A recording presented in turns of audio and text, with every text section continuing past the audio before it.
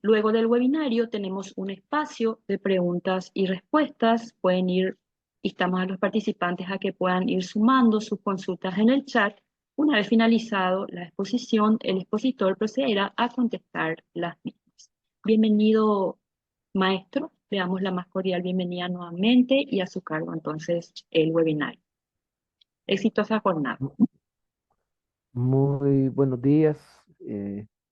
Y bueno, vamos a tener una jornada en la cual vamos a abordar de manera introductoria el uso de estas tecnologías, especialmente lo que se llama eh, em, chats, ¿verdad? Chatbots en la educación superior, es lo que nos está interesando, ¿no? Claro, aquí el tema es más general, es inteligencia artificial aplicada a la investigación, eh, pero pues hablamos en este caso de inteligencia artificial, básicamente chatbots, y aplicados a educación superior en general, pero también vamos a ver algunos ejercicios mínimos de aplicación en el campo de la investigación.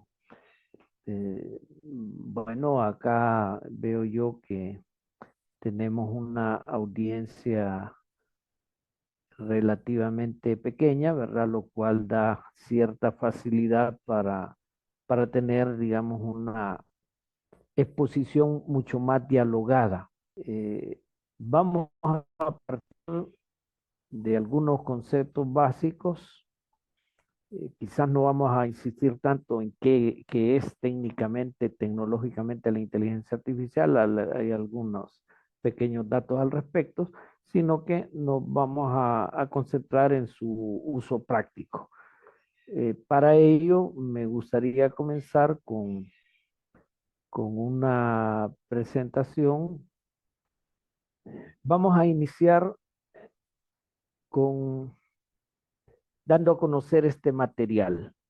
Este material, titulado así, ChatGPT, Inteligencia Artificial en la Educación Superior, fue una guía de inicio rápido que la UNESCO, me parece que de manera muy prudente, hizo publicar ya en el año 2023, hace 2 años, ¿verdad? Esta presentación fundamentalmente recoge el contenido de este material. Este material está disponible en Internet, se puede descargar. También a través de la red se les podría hacer llegar el material ya descargado. Es una licencia Creative Commons, de tal manera que se puede distribuir sin ningún problema, ¿verdad? Hay que citar, por supuesto, ¿verdad? A la institución autora. ChatGPT es una herramienta de inteligencia artificial. Por inteligencia artificial vamos a conocer todas aquellas tecnologías que imitan habilidades intelectuales humanas. Ya en el campo de la computación se hablaba de memoria, por ejemplo, como el dispositivo en el cual se registraba una cantidad de información, ya eso era una imitación de capacidades humanas, ¿verdad? La capacidad nuestra de memoria, de recordar, etcétera, que se estaba depositando en un disco duro, la capacidad de cálculo, etcétera. Con la inteligencia artificial y especialmente con los chatbots, que son herramientas de generación de diálogos en lenguaje natural, la inteligencia artificial dio un salto cuando apareció de acceso público a este tipo de chats, que antes era un acceso muy limitado. Hubo un salto, digamos, en la inscripción en este servicio, en este sitio web de ChatGPT, ¿verdad? Alcanzaron los 100 millones de usuarios en solo 2 meses después de su lanzamiento, lo cual fue prácticamente un hito, ¿no? Muy pocas aplicaciones, muy pocos servicios web han logrado en tan poco tiempo tal cantidad de personas que se inscriben, y ahorita por supuesto hay más. Hay por supuesto muchas más chatbots, aparte de ChatGPT, fue el primero de uso de acceso público general. Ahora hay más, ¿verdad? DeepSeek, Perplexity, Copilot, Gemini, Dino Bryan, para hablar algunos, ¿no? Hay muchísimos más, pero ChatGPT sigue siendo una herramienta básica, ¿no? A partir de la cual se pueden conocer las otras. Esta presentación ofrece una visión general de cómo se trabaja con ChatGPT. Entonces, en este material que les estoy dando a conocer en este momento, ahí aparecen estos textos, ¿verdad? Que se pidió a ChatGPT que definiera en 50 palabras qué es ChatGPT. Y ChatGPT se describe, en cierta manera, podemos hablar de la inteligencia artificial casi como un ente, ¿verdad? Se describe a sí mismo como, pese a que no lo es, ¿verdad? O sea, allí ya hay unas investigaciones relativamente sociológicas respecto a cómo las personas toman el diálogo con ChatGPT, lo antropomorfizan, o sea, están considerando que están hablando con casi con otra persona humana, otra mente humana, y empiezan a relacionarse de manera prácticamente amistosa o enemistosa con el aparato, ¿no? Es un aparato. Sin embargo, es un aparato que está diseñado para inclusive tener reacciones emocionales, ¿verdad? En el diseño, como es lenguaje natural, tiende a llevar a una cierta emotividad en la respuesta, aunque en términos reales careciera de cualquier emoción.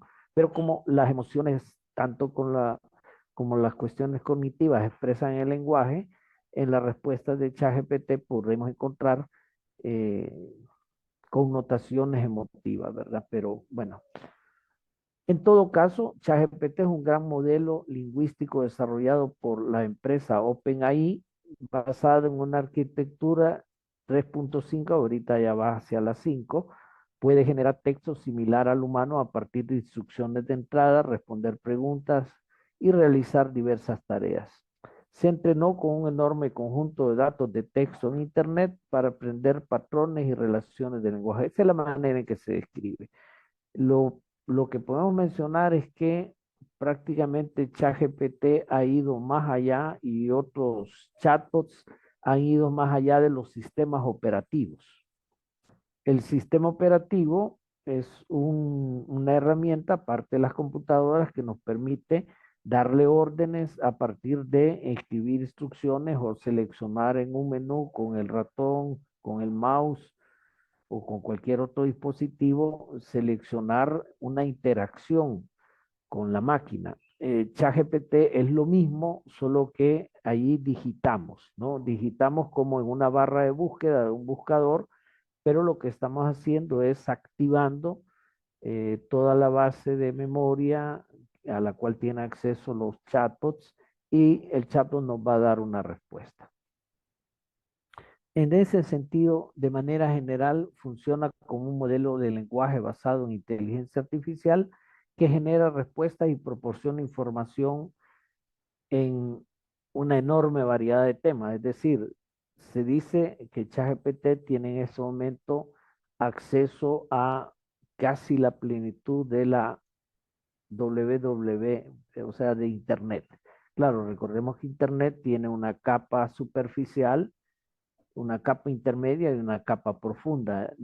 ChatGPT no va a tener acceso a menos que se le entrene y se le oriente a la Internet profunda y que se generen ahí algunos comandos. ChatGPT trabaja en la superficie del ciberespacio, el ciberespacio dominado fundamentalmente pues por todas estas compañías que son las que mantienen y movilizan el ciberespacio. Ese es básicamente el ámbito en el cual ChatGPT puede tomar información y compartirla. En el caso de estudiantes de carreras universitarias, ChatGPT ayuda a obtener respuestas rápidas a preguntas académicas, brinda asistencia en la investigación, proporciona ideas y sugerencias para trabajo y proyectos, ayuda a mejorar las habilidades de redacción y redacción de ensayos. En otras palabras, se puede tomar a ChatGPT como un asistente socrático o como un ponente socrático. Se le puede pedir consejo, etcétera. Y muchas personas ya lo están utilizando así. Nosotros hicimos una investigación en 1993 y encontramos que alrededor del 20% del estudiantes universitarios en El Salvador conocían y hacían uso de ChatGPT. En la actualidad, ese porcentaje ha subido a un 65% que conocen y están utilizando estas herramientas. Claro, hay un problema con estas herramientas y hay una virtud. De la misma manera que cuando aparecieron los buscadores, cuando aparecieron los motores de búsqueda, como por ejemplo Internet Explorer, Mozilla Firefox, Chrome, muchos estudiantes les dejaban de tarea, por ejemplo, en la secundaria, que hicieran una pequeña reseña de la teoría de evolución según la planteó Charles Darwin.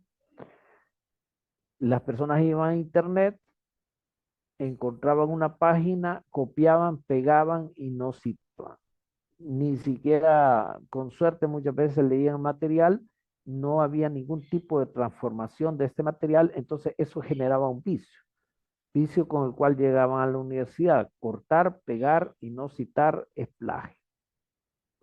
Y eso es algo que hay que estar en la universidad reorientando porque muchas personas llegan a la universidad con esa práctica, inclusive hasta niveles de posgrado. Entonces es algo que es necesario orientar. Con esta tecnología pasa algo similar. Se puede utilizar de manera crítica, siguiendo las pautas académicas, los estándares académicos, o se puede utilizar copia-pego, no cito. Cuando uno le pide a ChatGPT, uno le da la instrucción a ChatGPT de que escriba un ensayo sobre X, Y o Z tema y uno pregunta cómo debo citarlo. ChatGPT proporciona una referencia bibliográfica en la cual él se pone como autor. Yo estoy antropologizando, pero es así, ¿verdad? El chatbot se pone como autor. Entonces, el chatbot es consciente de que el autor, por decir que es consciente, ¿verdad? Al menos está programado para que lo que produce se produzca como algo que fue producido por la máquina y la autoría es de la máquina. Entonces, eso es algo que hay que tener en cuenta. No es lo mismo darle sugerencia que escriba una carta, ChatGPT le escribe, uno la toma y la modifica, que un artículo científico. Un artículo científico, uno puede interactuar con el chatbot, pero la redacción última de ideas, de nociones, debe estar a cargo de las personas que van a presentar ese artículo como propio. Eso es algo que hay que mencionar. Entonces, es una herramienta complementaria que no reemplaza la investigación y el estudio tradicional, pero lo complementa. Requiere verificar siempre la información proporcionada por ChatGPT y utilizar fuentes confiables adicionales. Y ChatGPT no es apto para resolver todas las necesidades académicas. Esto es algo que debemos considerar. Me gustaría a este momento compartir con ustedes un video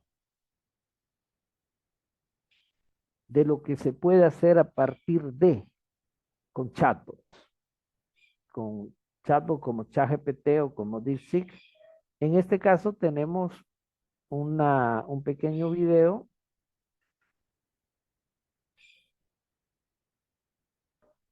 de algo que ocurrió en China.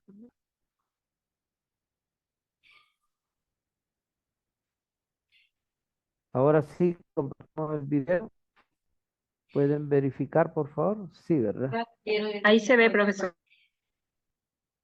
Bueno, lo voy a dejar así, aunque aparezcan otros anuncios al lado, porque cuando lo puse en pantalla completa no dio.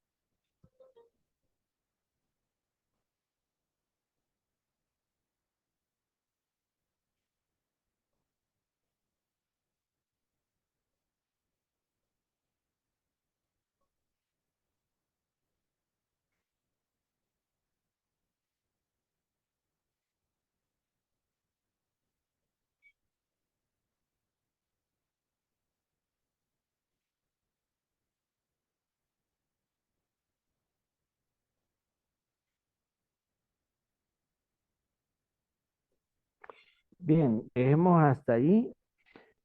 El video nos da una idea de hasta qué punto en un momento determinado se vuelve necesario el uso de inteligencia artificial para lograr algunas realizaciones como esta. O sea, más de 7,000 drones volando de manera coordinada exige una programación minuciosa de cada uno de esos aparatos. Y esa programación minuciosa se logra a través de utilizar chatbots que permiten darle la instrucción de que elabore una programación de vuelo para formar estas imágenes y para se puede hacer la rutina que transforma primero la visión de montaña, después la visión de dragón, la visión de flor, etcétera. Todos los drones vuelan de manera coordinada y además coordinan las luces porque funcionan con luces que se apagan y se encienden, luces LED. Entonces hay aquí una coordinación de un enjambre de drones muy grande.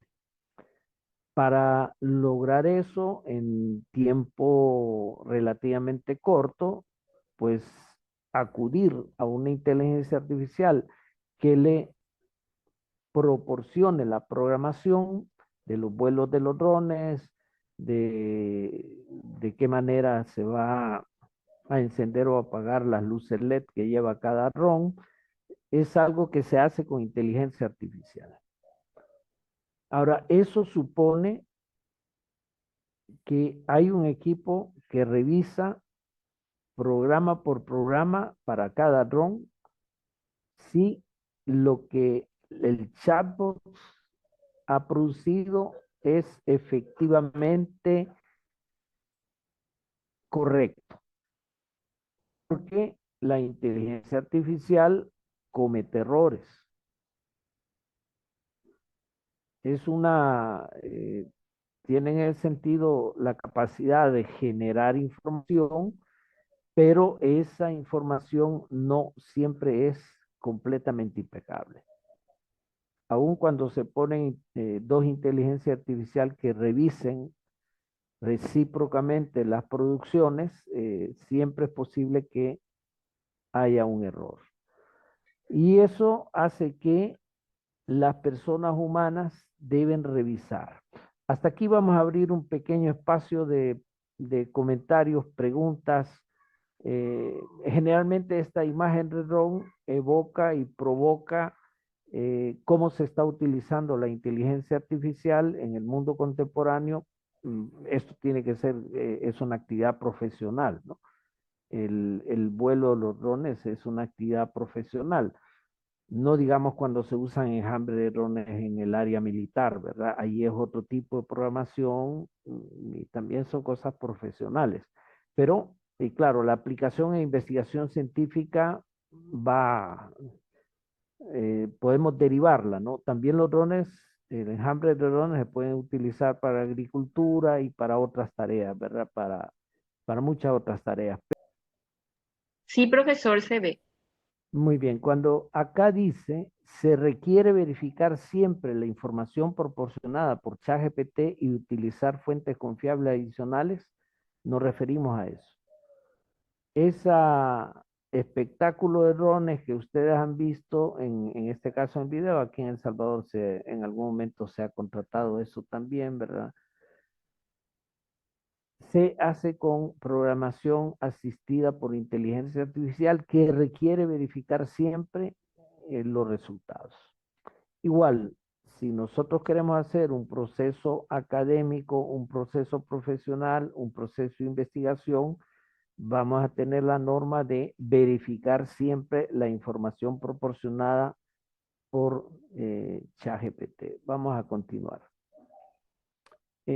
Normalmente, digamos, si uno quiere inscribirse, no sé cuántos de ustedes están inscritos ya en este tipo de chatbot, puede ser ChatGPT o puede ser DeepSeek o Perplexity o pueden tener cuentas en varios chatbots. Pero aquí están las instrucciones para más o menos con cualquier servicio de internet, ¿verdad? Uno va, genera una cuenta, se inscribe y ahí ya tiene acceso al servicio. Este, este diagrama es prácticamente uno de los asuntos clave en esta exposición. Este es un diagrama que aparece en este material que les he mencionado de la UNESCO, en el cual nosotros tenemos, yo no alcanzo a verlo plenamente aquí el diagrama, déjenme ver si puedo poner otra imagen. Bien, vamos a ver si, bueno, se mira bien, la imagen se mira bien, correcto, ya veo que se mira bien. Aquí nosotros tenemos un diagrama de flujo. De hecho, voy a cambiar.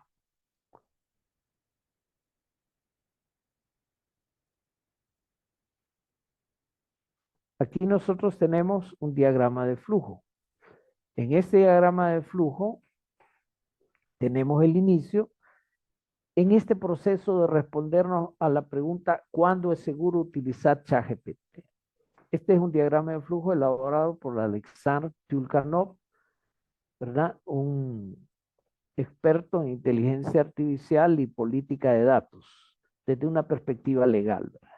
Y es un diagrama que la UNESCO retoma.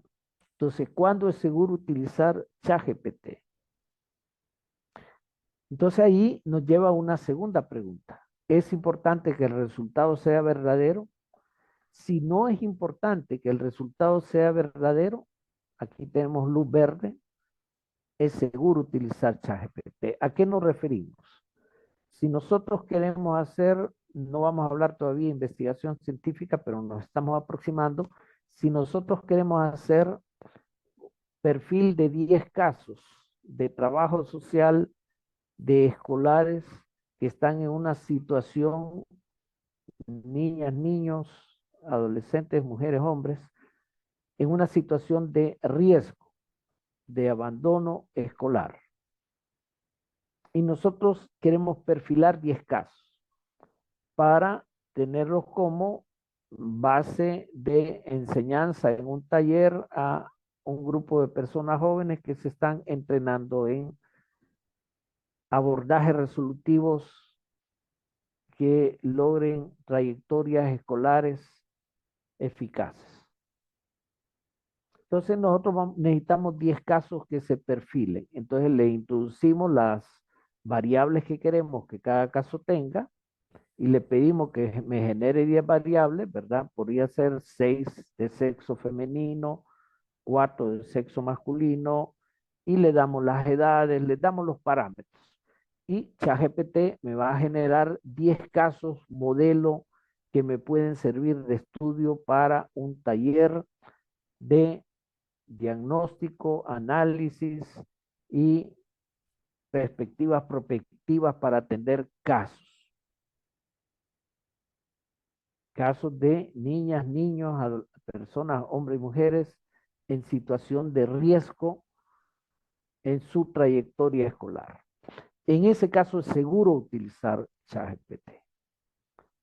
Ahí estamos en una completa seguridad. Si fuese el caso que lo que queremos es pasar un rato con niños generándole creatividad y vamos a generar relatos sobre alguna mitología regional, le podemos pedir que nos genere 5 relatos o un mismo relato en varias versiones y que en ese juego trabajamos con niñas, con niños, con personas jóvenes para generar discusión.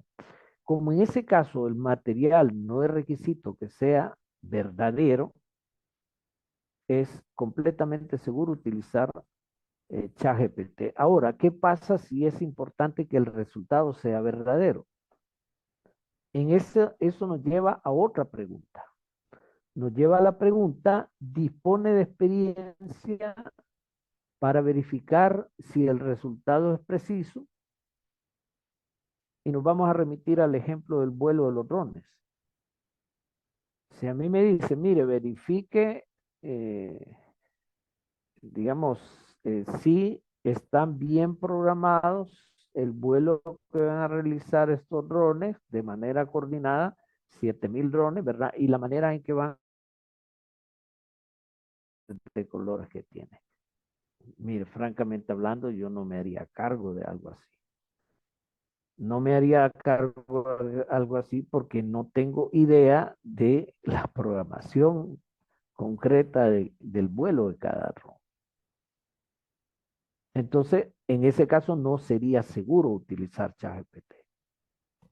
De la misma manera, si yo tengo 1,500 expedientes reales, 1,500 descripciones reales de casos de niños y niñas que han caído en una situación de vulnerabilidad o de riesgo.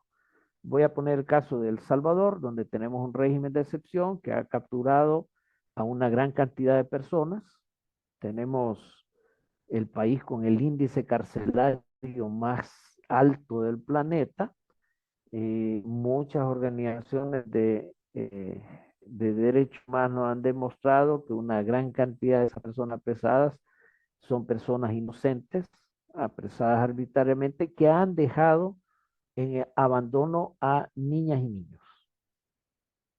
Entonces hay personas que han levantado el perfil de estos casos. Y yo necesito hacer un análisis de 5,000 casos de niños y niñas distribuidos en el contexto del país para tratar de caracterizar cuál es la situación, tratar de hacer un diagnóstico de la situación de estos niños y niñas a partir de la información que me llega. Yo puedo utilizar las metodologías tradicionales, ¿verdad? Y el tiempo que yo me voy a tardar en procesar toda esa información puede ser significativamente mayor si yo tengo la capacidad, al hecho que yo tenga la capacidad de usar técnicamente bien un chatbot, una inteligencia artificial. Pero aquí la clave es que la persona disponga de la experiencia para verificar que el resultado es preciso. Entonces, si la persona dispone de la experiencia para verificar que el resultado es preciso, entonces debemos ir a otra pregunta, que es, ¿está dispuesto a asumir responsabilidad legal y moral de los errores? Si no está dispuesto, no es seguro. A mí me dicen, mire, necesitamos a alguien que de todas maneras revise el vuelo de los drones y me dan ciertas pautas. Y yo lo reviso y digo, bueno, está como yo creo, bueno, pero resulta ser que si un dron ahí empieza a tener un vuelo errático y empieza a acabar con todo el show, la responsabilidad legal es suya. Bueno, ahí uno lo repiensa y dice, no, no voy a asumir una responsabilidad legal de algo que no tengo la capacitación, la experiencia para verificar de que esto va a salir bien. De manera similar, ¿no? Estamos hablando de perfiles de casos, de personas, de niños, de niñas, de jóvenes que han quedado en lo que algunas personas llamarían desamparo y que se está buscando abordajes de atención. Si yo dispongo de la experiencia para verificar la precisión de los resultados y estoy dispuesto a asumir la responsabilidad ética de los errores, como la estaría dispuesto de algo que se ha procesado sin chatbot, ¿no? O sea, uno siempre tiene una responsabilidad. Ahora, utilizar una herramienta de un chatbot le puede ahorrar una cantidad de tiempo, pero uno no puede justificar de que un error que cometió el chatbot en el análisis omitió algunos casos, omitió algunos aspectos, el responsable soy yo. El responsable es la persona que trabaja esa información y dice, vamos a utilizar esta información en este proceso. Ahora, si yo dispongo de experiencia, si es importante que el resultado sea verdadero, yo dispongo de experiencia y estoy dispuesto como persona profesional a asumir la responsabilidad, es posible, no es seguro, pero es posible utilizar ChatGPT. Pero asegurémonos de verificar la exactitud y el sentido de cada palabra y frase. Entonces, esto es prácticamente la clave en todo este asunto, ¿no? De cómo utilizar ChatGPT en el mundo académico, en el mundo de la investigación. Debemos tomar en cuenta este diagrama que, a diferencia del corte pega, ¿verdad? Cito, o corte y pega, no cito, corte y pega, cito adecuadamente, que de cierta manera los vicios que el buscador, que una exploración en Internet, un rastreo en Internet nos puede provocar son de menor impacto que los vicios, ¿verdad? Que puede generar un uso indiscriminado y un uso sin tomar en cuenta las normas de trabajo con, eh, con, con con estas herramientas, ¿no? Bueno, siéntanse en libertad de comentar, por favor, porque creo que es muy importante que esta exposición sea dialógica, ¿no? Entonces, es muy importante que ustedes aquí, cualquier duda, la pregunten, comentario, lo manifiesten. En ese sentido, volvemos a insistir, ¿verdad? Es una herramienta complementaria que no reemplaza la investigación y el estudio tradicional. O sea, si yo voy, digámoslo así, ¿verdad? Aprobando mis acciones académicas porque utilizo este tipo de herramientas y yo no aprendo, yo estoy fingiendo que aprendo. Y cualquier error que yo cometa en el mundo lo irresponsabilidad. Entonces, yo necesito, no puedo reemplazar el uso de inteligencia artificial por mi aprendizaje. Requiere verificar siempre la información proporcionada, ya lo hemos mencionado, y no es apto para resolver todas las necesidades académicas. Hay cosas que independientemente lo poderoso que puede ser y la versatilidad que tiene, hay cosas que no las puede hacer con precisión. Entonces, los chatbots, ChatGPT en particular, en este caso, es una herramienta de enseñanza-aprendizaje, es una herramienta que apoya la investigación, es una herramienta que apoya la administración y en algunos casos que se han hecho versiones particulares de ChatGPT, permite, o de cualquier otro chatbot, o de un chatbot que no sea ni ChatGPT ni ninguna de esas marcas, permite participación comunitaria. Un ejemplo, ¿verdad?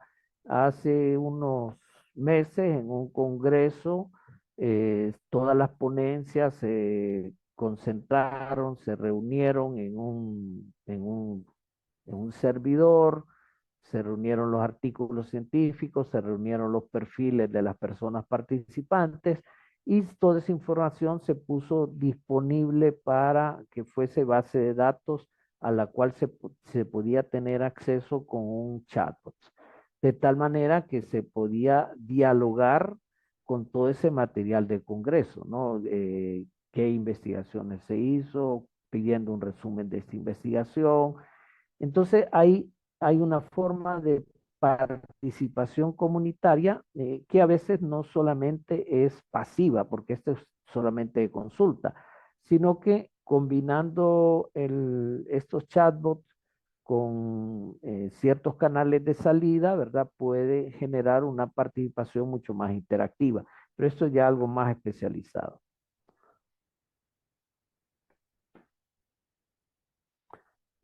Hay retos y hay implicaciones éticas.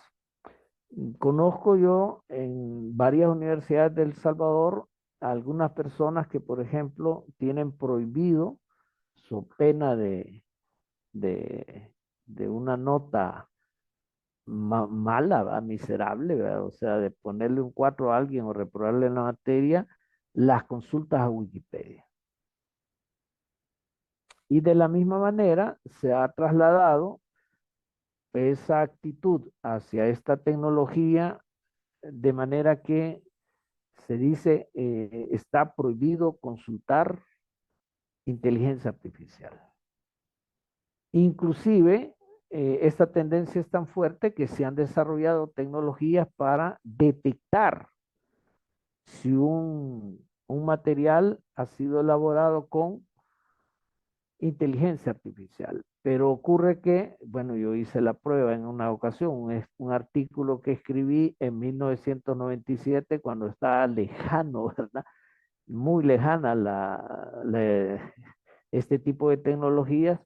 Yo lo sometí a la prueba, ¿verdad? De si había uso de inteligencia artificial en la elaboración del artículo y el resultado es que daba de que un 87% estaba hecho con inteligencia artificial, o sea, una cosa absurda, ¿no?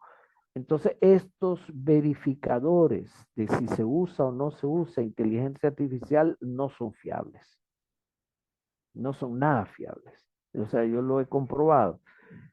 Entonces, aquí nos estamos enfrentando a una problemática en la cual muchos docentes pasan por verificadores y algunos estudiantes, algunas personas tienen un estilo de redacción que por A o por B o por Z razón coincide muchísimo con la forma de redacción de la inteligencia artificial. Entonces aquí entramos en conflicto y esto ya ha generado conflictos en otras universidades, en otros países.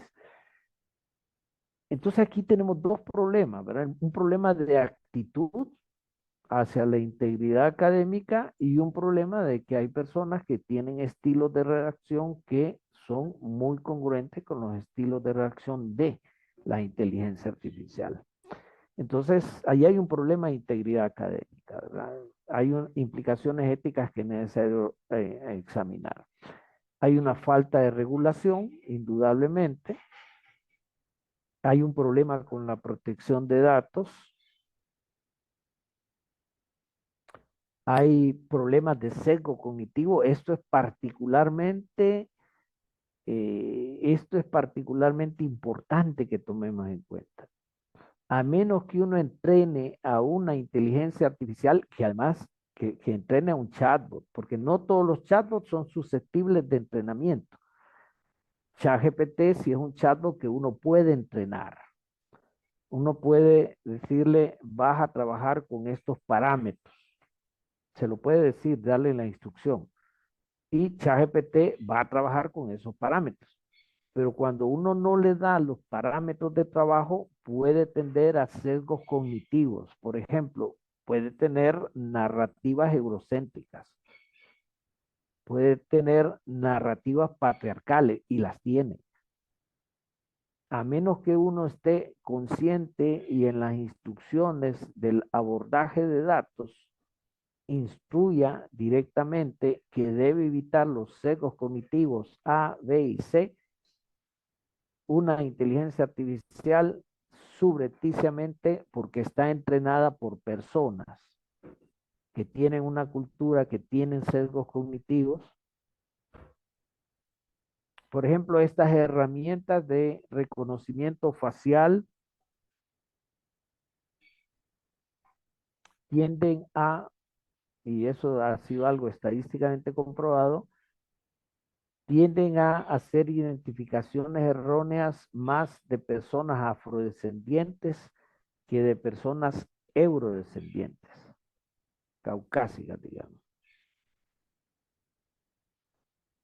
Entonces, hay sesgos cognitivos en estos chatbots, en la inteligencia artificial. Hay sesgos cognitivos que afectan los análisis de género, afectan los análisis de diversidad. Hay un problema de accesibilidad también. No todas las personas tienen acceso a estos recursos. Muchas veces se tiene acceso a la versión gratuita, pero no se tiene acceso a las versiones que tienen mayor cantidad de herramientas, que son herramientas de pago. En ese sentido, hay un problema de comercialización. Sí es una herramienta que puede servir en tareas y en estudios. Responde a preguntas relacionadas con las asignaturas, con las acciones académicas, genera ideas de proyectos. Le puede uno verificar, le puede uno decir, bueno, quiero que se remitan las fuentes, puede verificar las fuentes porque a veces inventa fuentes. Si uno no le da instrucciones precisas, inventa fuentes. Eso ya lo hemos comprobado completamente, ¿verdad? Entonces, sí responde a preguntas relacionadas con las asignaturas, pero hay que tener cuidado, hay que verificar cada información. Por eso decimos, es un complemento, no sustituye. Genera ideas para proyectos, facilita encontrar recursos adicionales para ampliar la comprensión de un tema, redacta explicaciones claras de conceptos difíciles. Hay ventajas, pero uno, como le decía el padre de Mafalda, ¿verdad? Escuchando el diálogo entre el padre de Mafalda y el hermano de Mafalda, Guille, más o menos parto que es cultura de todos nosotros, se mastica pero no se traga. Le estaba dando la instrucción de que los chicles se mastican pero no se tragan.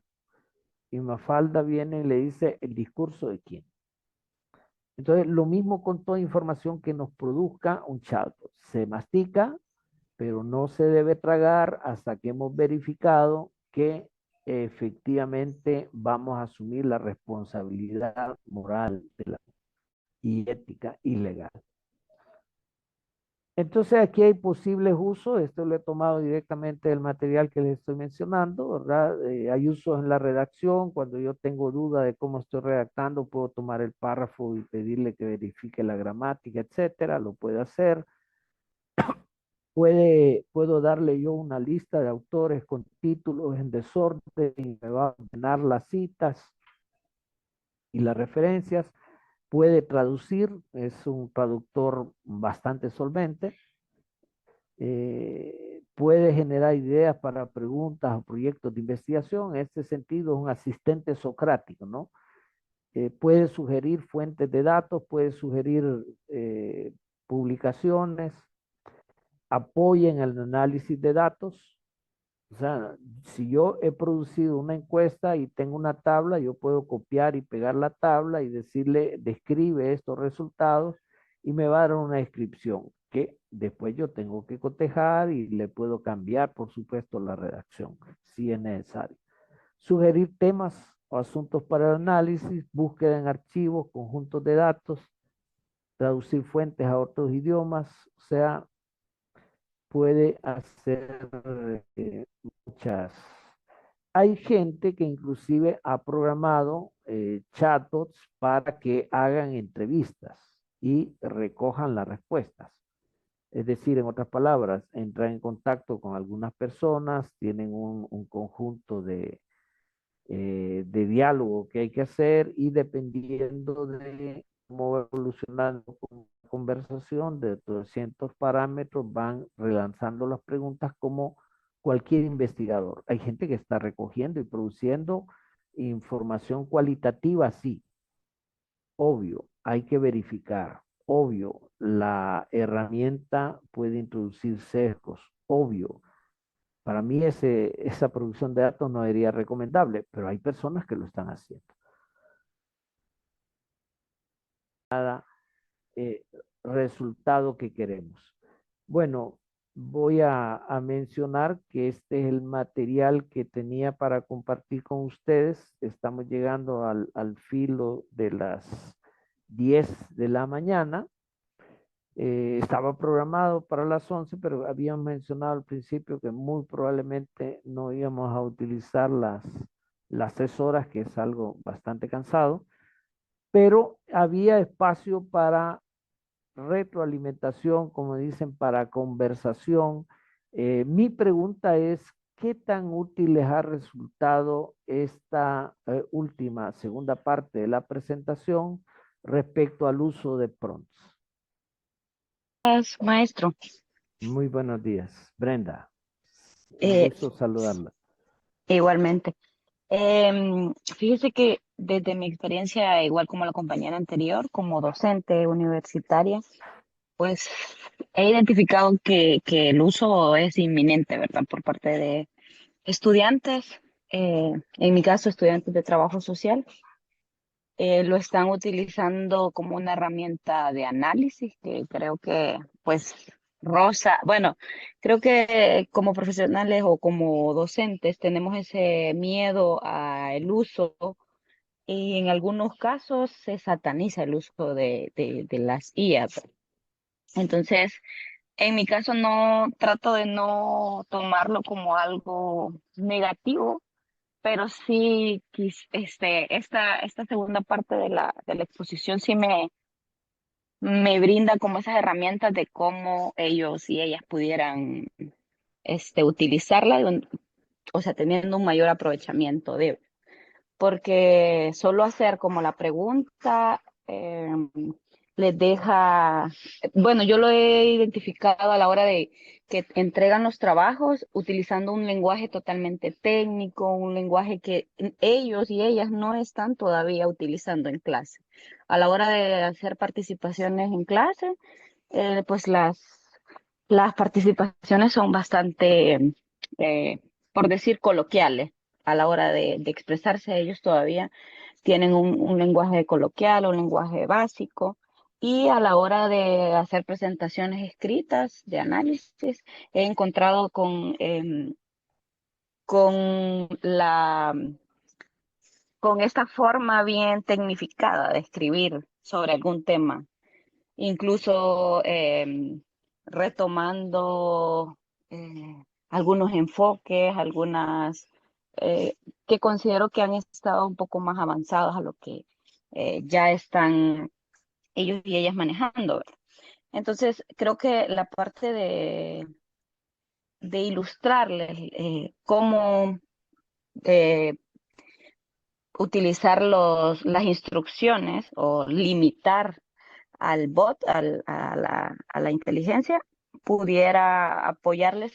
Y yo siempre trato como de, no sé si es la forma adecuada, pero les he mencionado que si van a usarlo, que lo utilicen como una guía o como un refuerzo, pero que no dependan específicamente de que todo el trabajo sea elaborado por, sino más bien que incluso pudieran buscar o solicitarle qué tipo de bibliografía utilizar, qué tipo de ejemplificaciones o incluso algunos datos que no se conozcan. Y por el otro lado, siendo yo estudiante en este momento, estoy estudiando un curso de inglés intensivo y Por ejemplo, he solicitado ahora con esta herramienta que usted nos está dando, creo que voy a tener un poco más de claridad de cómo solicitarle que me ayude. Por ejemplo,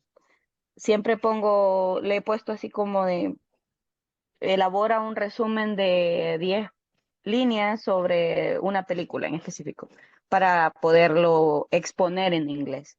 Pero ahora ya con eso de las instrucciones, creo que sería de irle delimitando un poco más a la inteligencia. Eso sería, maestro. Muchas gracias por compartir sus experiencias y sus criterios, Brenda. Esto se enriquece no solo con la exposición, ¿verdad?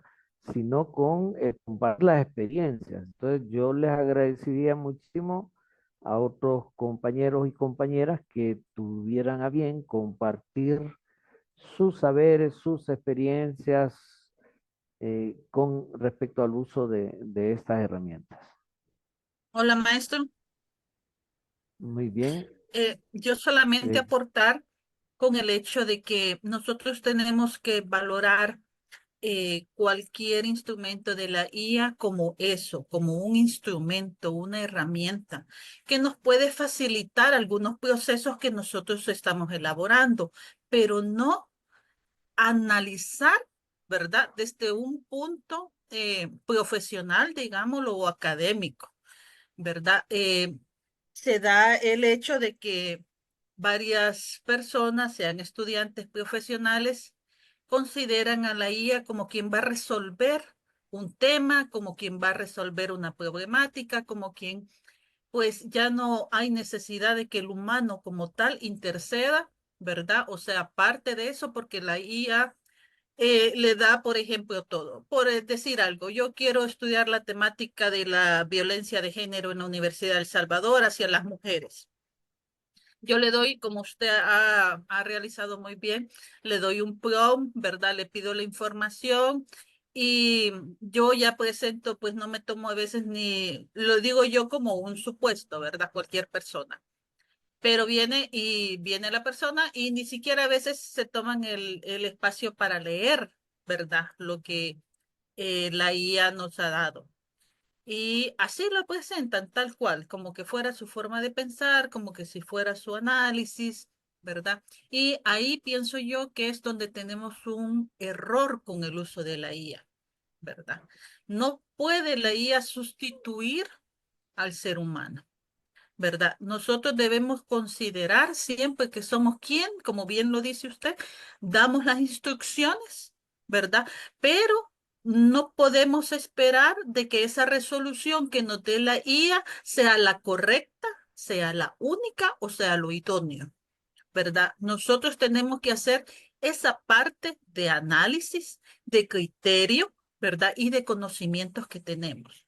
Por eso insisto, yo pienso que nosotros siempre tenemos que verla como una herramienta que nos facilita las cosas. Por ejemplo, yo la he utilizado a veces en que tengo bastante información, tengo, por ejemplo, datos, y le pido que me elabore una tabla con tal y tales elementos. Entonces me ahorra mucho el estar yo elaborando la tabla, pegando la información. Ella me la da ya hecha, ¿verdad? O le pido un presupuesto, por ejemplo, con tales y tales elementos y me la da. Entonces me facilita las cosas, ¿verdad? Pero yo soy quien tengo que darle esa información y dársela de la forma más correcta, digámoslo, posible, para que ella no me dé una información errónea de lo que yo le estoy solicitando. Ese sería mi aporte, maestro. Muy bien. No sé si algunas personas más quisieran compartir. Digamos, yo podría pedirle, un estudiante podría instruir, y a veces no tiene el concepto de prompt, ¿verdad? A veces. Por lo menos en la realidad que nosotros hemos sondeado, aunque un 65% de estudiantes universitarios ya están utilizando chatbots como DeepSeek, Perplexity, Copilot, Geminis, entre otros, ¿verdad? ChatGPT. La mayoría de ellos no tienen una idea sistemática de utilizar instrucciones para interactuar con la producción del chatbot. Ese es un dato. Hay un porcentaje que sí ya se mueve por medio de chatbots, pero lo que a veces aún personas que trabajan con chatbots no hacen es utilizarlo como una herramienta de su propia profesión para producir no un artículo científico, porque yo le puedo pedir, instruir a ChatGPT que me haga una investigación sobre cómo abordó la cuestión social Alberto Maferrer en El Salvador en 1900, a mediados digamos, a principios del siglo XX. Y ChatGPT inclusive tiene una opción en algunas versiones para hacer una investigación a profundidad y va a escribir, va a redactar un excelente artículo científico. Pero ese artículo científico, la autoría es del chatbot. Es un plagio que yo tome ese artículo y le ponga mi nombre. Ese es un chatbot, es un plagio. Ahora, como profesionales, nosotros podemos tener esa herramienta de cómo Manferrer aborda la cuestión social. Me sirve ese artículo, pero me sirve como insumo para algo que yo estoy produciendo. O sea, el problema que nosotros tenemos muchas veces es cómo está configurada la cultura académica. En la cultura académica hay puntajes respecto a quienes publican, cuánto publican, en qué revistas han publicado, y todo ello muchas veces es la superficie del trabajo académico. O sea, no podemos ni deberíamos medir la calidad de una persona científica por cuántos artículos ha publicado. En muchos lugares hasta un negocio es, ¿no? Se cobra por publicar. Más bien habría que ver si ese conocimiento nuevo producido ha impactado, ha contribuido a transformación de procesos reales. Entonces, cuando uno examina qué información voy a producir y si esa información me va a facilitar generar un producto que va a incidir en transformación de procesos reales, ahí es donde está la verdadera prueba de la producción de conocimiento científico. Y no digo que sea irrelevante publicar, es relevante publicar. Pero más relevante que publicar es cómo se inscribe el conocimiento nuevo que producimos en la historia. Y ahí usar ChatGPT nos puede dejar en un lugar subordinado, pasivo, en nuestra propia historia, o utilizar un chatbot. O sea, el chatbot nos puede utilizar o nosotros podemos utilizar al chatbot. Si somos estudiantes que vamos aprobando acciones académicas porque estamos en esa ventana de oportunidad que muchos docentes todavía no han incluido esto en las formas de enseñanza-aprendizaje, un estudiante puede hacer buena parte de su carrera en este estilo, pero sería una persona que básicamente está siendo utilizada por la gestión global de conocimiento, que es una gestión global que produce datos masivos y que hay personas que controlan ese dato masivo producido. Nuestros propios datos son controlados. Bueno, tiene que ver con una charla anterior que dimos, ¿no? pero tiene que ver exactamente qué clase de academia estamos haciendo. Bueno, me parece que hay un punto técnico, ¿verdad? Hay un punto técnico en este asunto de cómo utilizar los chatbots, cómo lo están utilizando los estudiantes, las estudiantes, cómo podemos orientar a que ese uso contribuya a una auténtica formación profesional y contribuya a un abordaje resolutivo de los problemas que las personas profesionales atienden.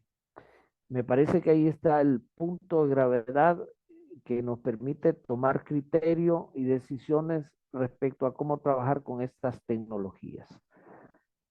Compañeros y compañeras, de mi parte, me parece que es lo que yo, si no tienen ustedes preguntas en particular que quisiesen que se amplíen algunos conceptos, de mi parte era lo que había preparado para esta charla. Me queda la inquietud para este espacio. Me queda la inquietud si no me he quedado muy en lo básico. Si alguno de ustedes quisiera despejarme esa inquietud, se lo agradecería, ¿no? Porque para futuras, digamos, exposiciones que yo realice, pues me gustaría saber si realmente el material que yo preparé y que he compartido ha resultado de provecho, ¿no? Brenda escribe, ¿verdad? Ha sido muy productivo. Me gustaría mucho compartir con estudiantes de la clase. Bueno, aquí tenemos una reacción, ¿verdad? No sé más, compañeros y compañeras. Espero que haya sido útil. Hay otros aspectos técnicos que podríamos considerar, ¿verdad? Ya directamente en la investigación, pero creo yo que básicamente el conocer el marco ético y técnico con el cual se pueden utilizar estas tecnologías, pues era un poco el propósito de la mañana. Bueno, muy buenas tardes, profesor. Agradecemos su exposición. Sin duda nos ha brindado mayor información y luces sobre cómo emplear la inteligencia artificial en los procesos de investigación. Agradecemos también a todos los participantes y estarán recibiendo un correo con la grabación también del día de hoy. Muchísimas gracias, maestro. No sé si Gerardina quiere comentar algo para ir finalizando. Sí, gracias Carmen. Solamente informar precisamente eso, que vamos a tratar de hacerle llegar a sus correos, ¿verdad? El video y compartirles, si el maestro nos lo permite, la presentación, ¿verdad? Ya lo estamos comprometiendo. Pero, y esperamos encontrarnos en otros eventos que podamos nosotras pues organizar. Les